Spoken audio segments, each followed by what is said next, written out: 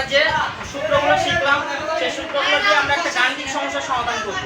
গাণিতিক সমস্যা কি বলছে 108 কিলোমিটার/আওয়ার বেগে চলন্ত একটি ট্রাক 50 মিটার দূরে একটি ভ্যানকে দেখে ব্রেক চেপে দিল। এতে ট্রাকটি ভ্যানের সামনে এসে থেমে গেল। ট্রাকটি কত ত্বরণে থেমেছিল আমাদের নির্ণয় করতে বলছে। আমরা কিলোমিটার/আওয়ারের সাথে প্রথম পরিচিত, তাই না? মানে কিলোমিটার/আওয়ার এটা কার একক? আমরা জানি বেগের একক মিটার/সেকেন্ড। তার মানে আমরা ইন্টারন্যাশনাল যে একক ছিল মিটার/সেকেন্ড, এখানে কিলোমিটার/আওয়ারে দেওয়া আছে। মনে রাখবে কিলোমিটার/আওয়ারে দেওয়া থাকলে সেটা মিটার/সেকেন্ডে নিয়ে যাই করতে হবে। কোথায় নিয়ে যাই করতে হবে? মিটার/সেকেন্ডে।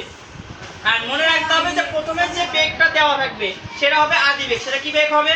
আদি বেগ। যদি বলে গাড়িটি স্থির অবস্থান থাকে তাহলে স্থির অবস্থান থাকলে কি হবে? আদি বেগ 0 হবে। যেহেতু প্রথমে যে বেগ দেওয়া আছে তার মানে এটা কি বেগ? আদি বেগ। আমাদের গাণিতিক সমস্যাগুলো করার সময় অবশ্যই এই গণিতের মধ্যে যেগুলো মান দেওয়া আছে সেগুলো সুন্দরভাবে এই পাশে আগে তুলবো, তাহলে আমাদেরকে বলে দিবে কোন সূত্র ফেলতে হবে। আমরা অনেকগুলো সূত্র শিখছি না? তার মানে এই পাশেরগুলো এই গাণিতিক সমস্যা দেখে যে মানগুলো সেই মানগুলো যদি আমরা তুলতে পারি সঠিকভাবে তাহলে আমরা বলতে পারবো যে কোন সূত্রটা পড়বে। তাহলে এই পাশে আমাদের কাজ হচ্ছে আগে এই তথ্যগুলো তোলা। তাহলে এখানে দেখো এখানে হচ্ছে প্রথম যে বেগটা আছে সেটা কি বেগ বললাম? তার মানে আদি বেগ। তার মানে এখানে আদি বেগকে কি দ্বারা প্রকাশ করা হয়? ইউ। আদি বেগ ইউ ইকুয়াল কত দেওয়া আছে? 108 কিলোমিটার/আওয়ার। একটা জিনিস মনে রাখবা 108 কিলোমিটার/আওয়ার বেগের একক কি কিলোমিটার/আওয়ার না, বেগের একক হচ্ছে মিটার/সেকেন্ড। তাহলে এটাকে মিটার/সেকেন্ডে নিয়ে যাব। কিভাবে নিয়ে যাব? এখানে একটু মনোযোগ সহকারে দেখো যে এখানে কিলোমিটার, দেখো এর উপর কোনো ইনভার্স আছে? মনে রাখবা যেটার উপর ইনভার্স আছে সেটা ভাগ হয়। সেটা কি হয়? ভাগ হয়। আমরা জানি 1000 মিটারে 1 কিলোমিটার, 1000 মিটারে কি কিলোমিটার?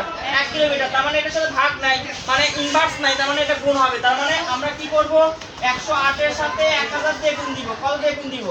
কারণ 1000 মিটারে 1 কিলোমিটার, 1000 মিটারে কয় কিলোমিটার? 1 কিলোমিটার। তাই জন্য 1000 দিয়ে গুণ দিব। এটা কি আছে? হচ্ছে আওয়ারে আছে, মানে ঘন্টায় আছে। যেহেতু ঘন্টা ইনভার্স আকার আছে তার মানে ভাগ হবে। কি হবে? ভাগ। কত দিয়ে ভাগ হবে? আমরা জানি 3600 সেকেন্ডে 1 ঘন্টা। কত সেকেন্ডে 1 ঘন্টা? 3600 সেকেন্ড। তার মানে কত দিয়ে ভাগ হবে?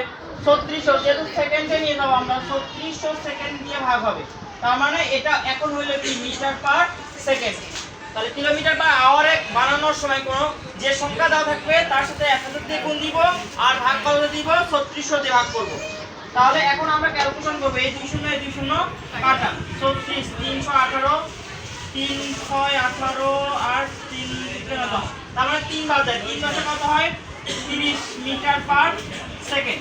তুমি ক্যালকুলেশন না করতে পারো ক্যালকুলেটর দিতে পারবে, সমস্যা নাই। তাহলে এটা গুণ করে তুমি কি করবা? ভাগ করবা। তাহলে কত আসলো? 30 মিটার/সেকেন্ড। এটা আমাদের কি বেগ আসলো? আদি বেগ আসলো। প্রথম সংখ্যা গেল। এরপর কি দেওয়া আছে? 50 মিটার। মিটার কার একক? দূরত্বের একক। কার একক? মিটার। দূরত্বের একক। তার মানে এখানে কি দেওয়া আছে? অতিক্রান্ত দূরত্ব দেওয়া আছে। তাহলে দূরত্বকে কি দ্বারা প্রকাশ করা হয় বলো তো? দূরত্বকে s দ্বারা প্রকাশ করা হয়। কি দ্বারা প্রকাশ করা হয়? s। তাহলে s ইকুয়াল কত দেওয়া আছে? 50 মিটার। অবশ্যই এখানে দেখটা 2 কিলোমিটার দেওয়া থাকে। কি দেওয়া থাকে? যদি কিলোমিটার দেওয়া থাকে মনে রাখবে এটাকে অবশ্যই মিটারে নিয়ে যেয়ে করতে হবে। কিসে নিয়ে যেয়ে করতে হবে? মিটারে। সব সময় SI এককে নিয়ে যেয়ে করতে হবে। তাহলে দূরত্ব গেল। এরপর দেখো ভ্যানকে দেখে ব্রেক চেপে দিয়েছে। এই যে আমি কিছুক্ষণ আগেও আমরা সূত্র পড়ার সময় বলছিলাম ব্রেক চাপা লেখা থাকলে বা স্থির অবস্থান লেখা থাকলে আদি বেগ 0 হয়। ব্রেক চাপা লেখা থাকলে কি 0 হয়? আদি বেগ 0। ব্রেক চাপা লেখা থাকলে কি বেগ 0 হয়? এখানে কি লেখা আছে? ব্রেক চাপা লেখা আছে। ব্রেক চাপা থাকলে কি বেগ 0 হয়? শেষ বেগ। তার মানে ব্রেক চাপা থাকলে শেষ বেগ। শেষ বেগকে কি দ্বারা প্রকাশ করা হয়? v দ্বারা। v equal 0 metre per second. আর কিছু দেওয়া আছে? তারপরে এটা ট্রাকটি ভ্যানের সামনে এসে থেমে গেল। ট্রাকটি কত ত্বরণে হচ্ছে থেমেছিল? ত্বরণ নির্ণয় করতে হচ্ছে। তার মানে যেটা নির্ণয় করতে হবে সেটা ইকুয়াল হট দিবা। সেটা ইকুয়াল কি দিবা? ত্বরণ k ইকুয়াল হট। তার মানে এই পাশে যেগুলো তুলছি এই কয়টা মিলে যে সূত্রের মধ্যে পড়বে সেই সূত্রটা আমরা ফেলবো। তার মানে ইউ আছে, এস আছে, ভি আছে আর এ আছে। এই কয়টা যে সূত্রের মধ্যে আছে সেটা দেখো। আমরা অনেকগুলো সূত্র শিখছিলাম, সেইগুলোর মধ্যে কোনটা হয়? তার মানে দেখো তো কোনটা আছে প্রথম সূত্রের মধ্যে। প্রথম সূত্র a equal v plus u v minus u divided t বা v equal u plus a. আমাদের কি আছে? s equal u t plus half a t square. এর মধ্যে কি আছে? টি আছে। এখানে কত টি আছে? B square equal u square plus 2a s, তার মানে এটার মধ্যে কোনো টি নাই, এর মধ্যে কোনো টি আছে, তাহলে b square equal u square plus 2a s, তার মানে ওই সূত্রটা আমরা ফেলবো। তাহলে আমরা জানি b square equal u square plus 2a s, তার মানে এখন আমরা ক্যালকুলেশন করব। ক্যালকুলেশন তুমি যদি মান বসে করো তাও হবে, যদি স্পেসিফিক ভাবে এর এটাকে বের করে নে তারপরে মান বসাও তাও হবে, সমস্যা নাই। তাহলে আমরা যদি এর মানটা বের করে নেই, মান যদি পরে বসাই, যদি এর মানটা বের করে নিতে চাই বা মান বসাই, ধরো প্রথমে মান বসে করে দেখাই। ভি মান কত পাইছি বলো তো? ভির মান এখানে দেখে দেখে বসাও, ভির মান কত পাইছি? তাহলে 0 পাইছি, তাহলে মানে একক বসাবো না, অঙ্কের সময় একক বসাবো না, শেষে অঙ্ক করার শেষে এককটা লিখবো, যেটার মান বের করতে বলে সেটার একক লিখতে হবে। তার মানে 0 শুধু বসাবো, 0 এর উপর স্কয়ার ইকুয়াল ইউ এর মান কত? ইউ এর মান পাইছি 30, তার উপর কি স্কয়ার প্লাস 2, এখানে কিছু নাই মানে ইনটু আছে, গুণন আছে, তাহলে এ এর মান নাই, এ ইনটু এস এর মান, এস এর জায়গায় বসাবো, এস এর মান কত? 50, তাহলে 0 এর উপর স্কয়ার করলে 0, 30 এর উপর স্কয়ার করলে 900 প্লাস 50 যোগ কত হয়? 100 এ। আমরা এর মানটা বের করার ধান্দা করবো, তাই করবো না? তাহলে এ কে এক পাশে রাখবো, আমরা এই পাশে নিয়ে আসবো, তাহলে একে যদি এই পাশে নিয়ে আসি, এই পাশে কি আকারে ছিল? প্লাস, তাহলে এই পাশে কি হবে? মাইনাস, মাইনাস 100 এ ইকুয়াল কত? 900, তাহলে মাইনাস 100 কে পার করে দিব, এই পাশে এর সাথে 100 কি আকার আছে? গুণ আকার আছে, তাহলে ওই পাশে গেলে কি হবে? ভাগ হবে, তার মানে 900 মাইনাস 100, তাহলে এটা যদি ভাগ করে তাহলে কত হবে? মাইনাস 9, মাইনাস কি 9। অবশ্যই মনে রাখবে ব্রেক চাপলে ত্বরণ মন্দন হয়, ত্বরণ কি হয়ে যায়?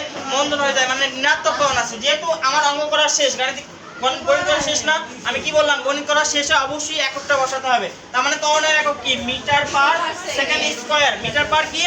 সেকেন্ড স্কয়ার, তার মানে এককটা লিখতে হবে। তার মানে ত্বরণের মান পাইলাম, কিসের মান পাইলাম?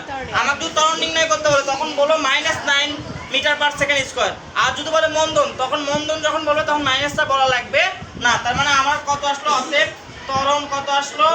ত্বরণের মান, ত্বরণের মান তাহলে কত আসলো? -9 মিটার পার সেকেন্ড স্কয়ার। বা মন্দন যদি বলে তাহলে মন্দন বললে আমরা শুধু কি বলবো? 9 মিটার পার সেকেন্ড স্কয়ার। মনে থাকবে মন্দন মানে ঋণাত্মক, মন্দন মানে কি? ঋণাত্মক। আর যদি ত্বরণ বলে তার মানে ঋণাত্মক ত্বরণকে আমরা জানি বলে মন্দন বলে। বোঝা গেছে এই গাণিতিক সমস্যা?